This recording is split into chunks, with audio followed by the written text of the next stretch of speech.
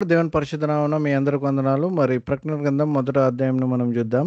మరి దేవుడు యేసుక్రీస్తు ప్రభువారికి ఇచ్చినటువంటి ప్రత్యక్షత, మరి ఆ యొక్క ప్రత్యక్షతను తన దాసులకు కనపరచడానికి మరి దూత ద్వారా యోహానుతో మనకి ఆ యొక్క ప్రత్యక్షత లభించింది. ఆ యొక్క ప్రత్యక్షత మనకు ప్రకటన గ్రంథము. మరి సాక్షాత్తు దేవుడే మనకు ఆ యొక్క ప్రత్యక్షతను కనపరిచినాడు. మరి చూడండి, దూత ద్వారా యోహానుతోని మనకొచ్చినటువంటి ప్రత్యక్షత ఈ ప్రకటన గ్రంథము. మరి దేవుని వాక్యాన్ని గూర్చియు, మరి యేసుక్రీస్తు ప్రభువారి యొక్క సాక్ష్యాన్ని గూర్చియు తాను చూచిన మట్టుకు యోహాను సాక్ష్యమిచ్చెను. సమయము సమీపించినది గనుక మరి ఈ యొక్క ప్రవచన వాక్యమును ఎవరైతే చదువుతారో, మరి ఎవరైతే వింటారో, మరి అదే విధంగా ప్రాముఖ్యమైనటువంటిది ఎవరైతే ఈ సంగతులను గైకొంటారో వారు ధన్యులు అని వాక్యము సెలవిస్తుంది. మరి నేను చెప్పేటప్పుడు మీరు వినండి. మరి అదే విధంగా ప్రతి ఒక్క వచనం ఇక్కడ ఉన్నది. దాన్ని చదవండి. మరి అదే విధంగా ప్రాముఖ్యమైనటువంటిది ఆ వాక్యాన్ని మనం గైకొనే వారమిగా ఉండాలి. మరి యోహాను మరి అనేక సంఘములకు, మరి 7 సంఘములకు ఇలాగూ రాస్తున్నాడు. మరి అదేదనగా వర్తమాన భూత భవిష్యత్ కాలంలో ఉండు దేవుడు. మరి ఆయన సింహాసనం ఎదుటనున్న 7 ఆత్మలు. ఈ యొక్క 7 ఆత్మలను మనము యెషయా గ్రంథం 11వ అధ్యాయం 2వ వచనంలో చూస్తాం. మరి ఆయన నమ్మకమైనటువంటి సాక్షి. ఆయన మృతులలో నుండి ఆది సంభూతుడుగా లేచినవాడు. భూపతులకు అధిపతినై ఉన్న యేసుక్రీస్తు ప్రభువారి నుండియు కృపా సమాధానము మీకు కలుగును గాక అని 7 సంఘాలకు యోహాను సూచిస్తున్నాడు. ఈ యొక్క లేఖన భాగాన్ని ఆ 7 సంఘాలకి రాస్తున్నాడు. మరి యోహాను అదేవిధంగా 7 సంఘాలకు 6వ వచనం ప్రకారంగా చూస్తే సువార్తని అందిస్తున్నాడు. మనల్ని ప్రేమించుచున్న యేసుక్రీస్తు ప్రభువారి యొక్క రక్తము వలన మన ప్రతి పాపము నుండి మనకు విడుదల కలుగుతుంది. మరి పాప ఊబిలో ఉన్న మనల్ని రక్షించడానికి ఆయన శిలువ బలియాగాన్ని అర్పించినాడు. మరి ఆయన యొక్క రక్తము ప్రతి పాపం నుంచి కడుగుతుంది. మరి పాప ఊబిలో ఉన్న మనల్ని ఆయన పాప ఊబి నుంచి విడుదల ఇచ్చే దేవుడు. మరి ఆయన మనల్ని హత్తుకున్న దేవుడు. అదే విధముగా ఆయన మనల్ని రాజ్యముగాను యాజకులుగాను చేసి ఉన్నాడు. మరి ఇక్కడ చూద్దాం, తండ్రి యగు దేవునికి ఒక రాజ్యముగాను యాజకులుగాను ఆయన చేసి ఉన్నాడు.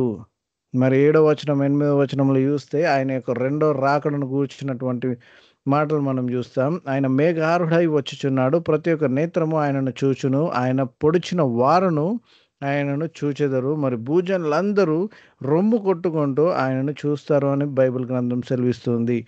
మరి యేసుక్రీస్తు ప్రభువారు మేఘారుడై వచ్చినప్పుడు మరి ఆయన ఇలా సెలవిస్తా అంటాడు. ఆయన ఆల్ఫాయు ఒమేగా అయిన దేవుడు.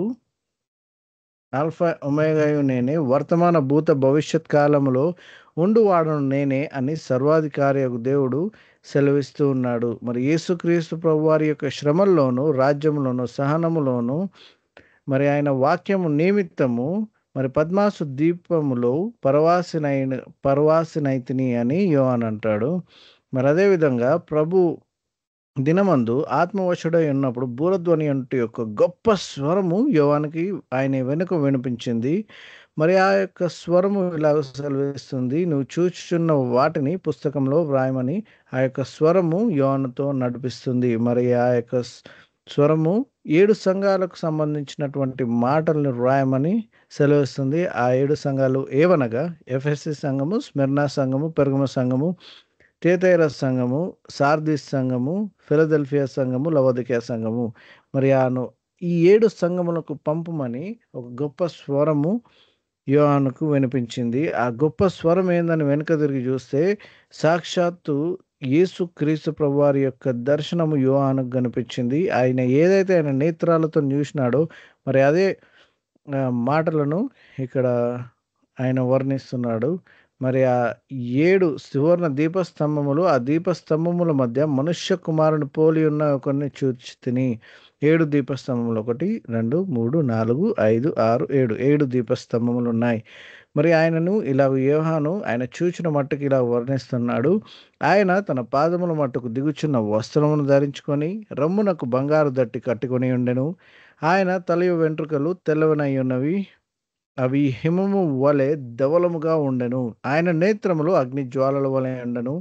ఆయన పాదములు కొలిమిలో పూటము వేయబడి మెరుగుచున్న అపరంజితో సమానమై ఉండెను. ఆయన కంఠస్వరము విస్తార జల ప్రవాహం వలె ధ్వని వలె ఉండెను. మరి ఆయన యొక్క కుడి చేతిలో 7 నక్షత్రములున్నాయి. 7 నక్షత్రములు ఆయన పట్టుకొని ఉండెను. మరి ఆయన నోట నుండి రెండంచుల వాడిగల ఖడ్గము బయలుదేరుచుండెను. మరి ఆయన యొక్క ముఖము మహా తేజస్సుతో ప్రకాశించు సూర్యుని వలె ఉండెను. మరి అంత గొప్ప దర్శనాన్ని చూడగా యోహాను చచ్చిన వాని వలె ఆయన పాదము యొద్ద పడెను. మరి యేసుక్రీస్తు ప్రభువారు ఇలాగు యోహానుతోని